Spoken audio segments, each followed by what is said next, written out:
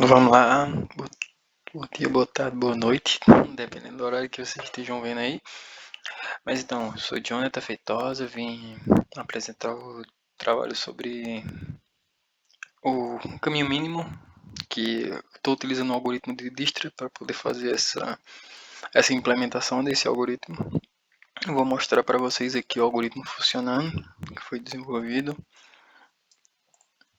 Estou utilizando esse compilador online de si mesmo, por conta que utilizei algumas formas do Linux, como eu não estou com o Linux instalado, mas eu não consegui rodar de uma forma mais coerente. Então, aí aqui inicialmente o algoritmo ele vem para solicitando os grafos que você quer inserir e procurar um menor caminho desse grafo que você adicionou. Eu aqui vou adicionar um grafo inicialmente para poder fazer o cálculo desse menor caminho, pressionando em D para adicionar o grafo. Eu vou informar o número de vértices que esse grafo vai ter, seguindo o exemplo que tem até na própria documentação que foi feito. Eu vou utilizar os 4 grafos já aqui mesmo.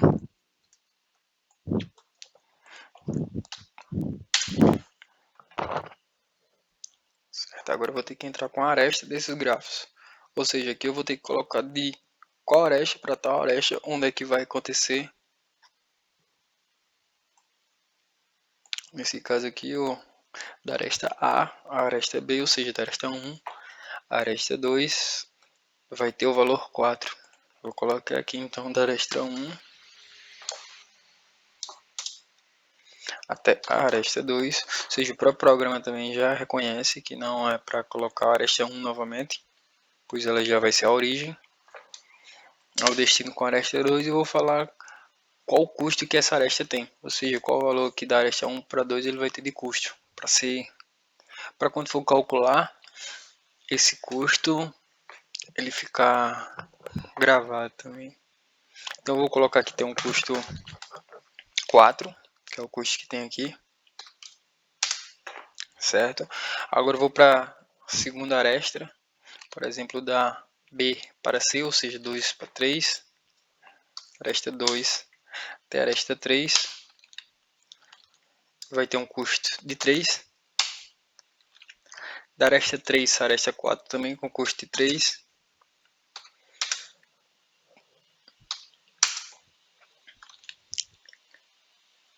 e posso fazer também da aresta 1 para aresta 4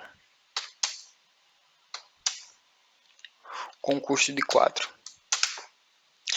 Vou botar 0 para sair, porque aqui ele já pegou todas as arestas. Se eu quisesse refazer os valores para essas arestas, dependendo do do local de origem para o destino, eu poderia. Nesse caso aqui, vou dar um exemplo do ponto A ao ponto C. Poderia criar uma nova aresta de origem A e destino C com um valor qualquer aqui que eu queira para conseguir calcular esse destino.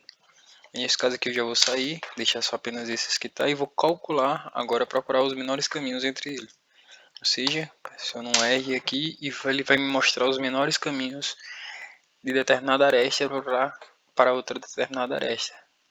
Nesse caso aqui, da aresta 1 para a aresta 1 não vai existir o menor caminho, por isso que está sem custo aqui. Da aresta 1 para a aresta 2, de origem 1 para destino 2, ele vai ter um custo de 4.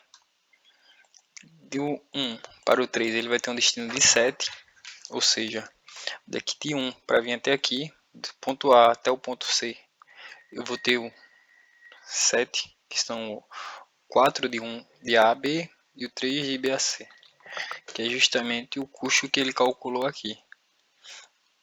De 1, da origem 1 até a 4, eu vou ter o valor de 4, que é também o que acontece aqui de A a D, ou seja, de A a D eu vou ter o custo de 4 também.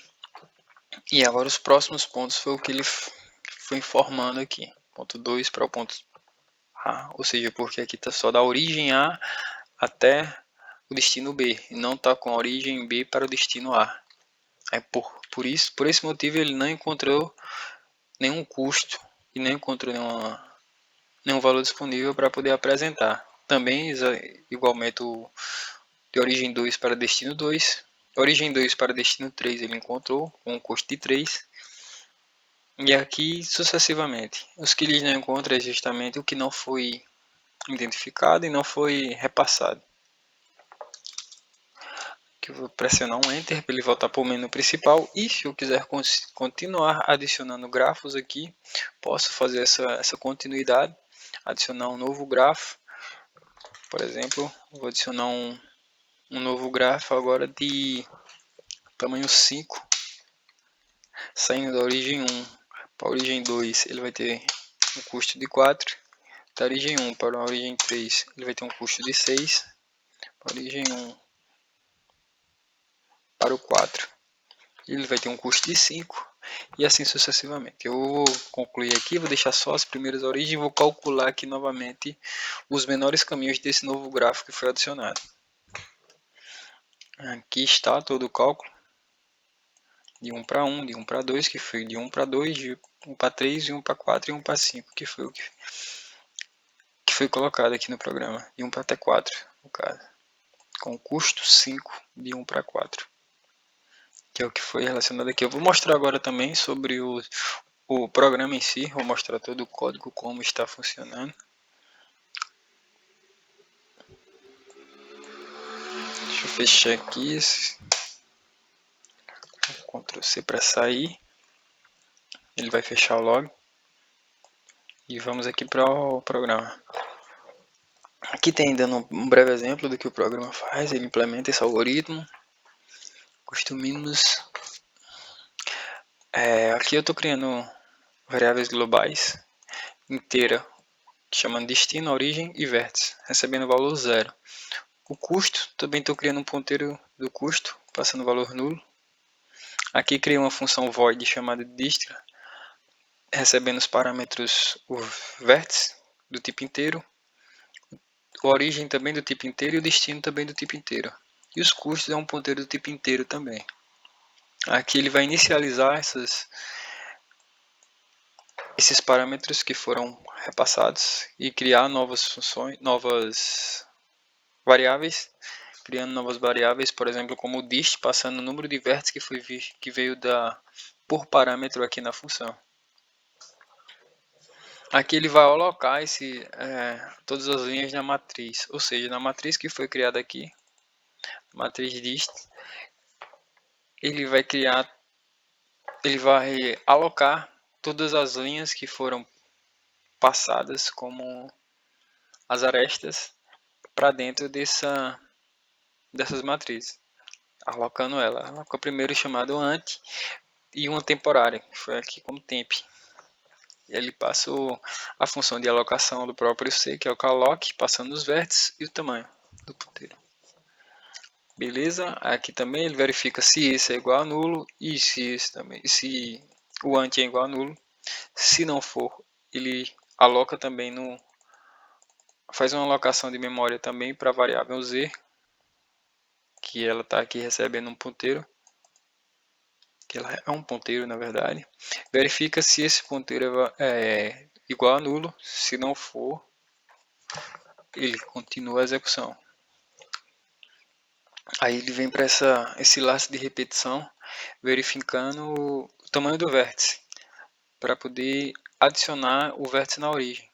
O vértice de origem e o vértice de custo e destino. Ele faz a verificação, faz esse loop desse for aqui, verifica se if, faz essa atribuição para ant na posição i, ele passa a origem menos 1. O dist na posição i, ele passa o custo, que é o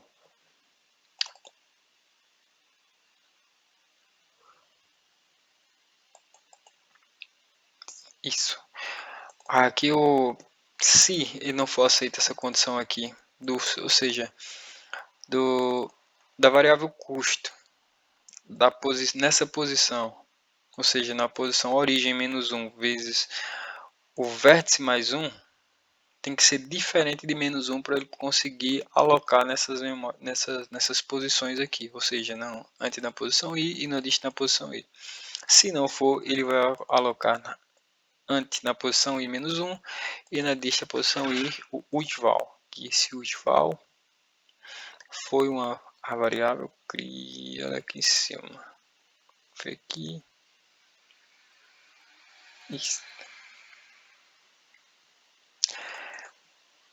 Aqui vimos para o laço principal do programa, que ele vai fazer essa verificação desse do while aqui, ou seja, enquanto o vir for diferente de destino -i, -1, e o mínimo for diferente de val, ele vai continuar rodando aqui. Ou seja, o mínimo aqui sempre está recebendo esse val.